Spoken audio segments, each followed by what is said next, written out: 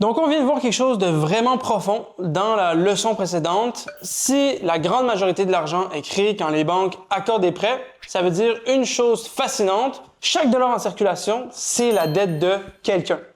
Donc, réfléchis à ça une seconde. Le billet de 20 $ dans ta poche, il existe parce que quelqu'un, quelque part, a emprunté de l'argent. Quand cette personne va rembourser cet argent va disparaître. Si par magie, tout le monde remboursait toutes ses dettes en même temps, il n'y aurait plus un seul dollar en circulation.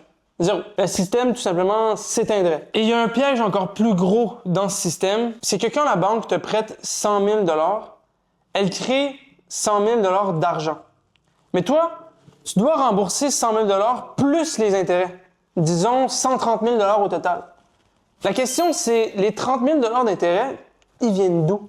Ils n'ont jamais été créés. La réponse, c'est que pour que tu puisses les rembourser, il faut que quelqu'un d'autre, ailleurs dans le système, emprunte de l'argent pour que cet argent circule jusqu'à toi. C'est exactement pourquoi notre système a besoin de croissance permanente et de dette croissante pour fonctionner. Si les gens arrêtent d'emprunter, le système fonctionne tout simplement plus. Et c'est vraiment important de comprendre que je suis pas en train de peindre le tout pour dire que c'est bien ou c'est mal. C'est tout simplement le système dans lequel on vit. Mais le comprendre, c'est avoir un avantage énorme sur 99% des gens.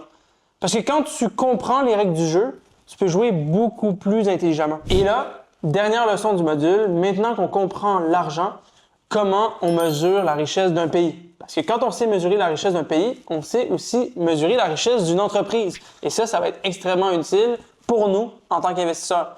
Donc, complète ce module, réponds à toutes les questions et passe à la prochaine capsule pour qu'on puisse avancer ensemble sur ton éducation financière.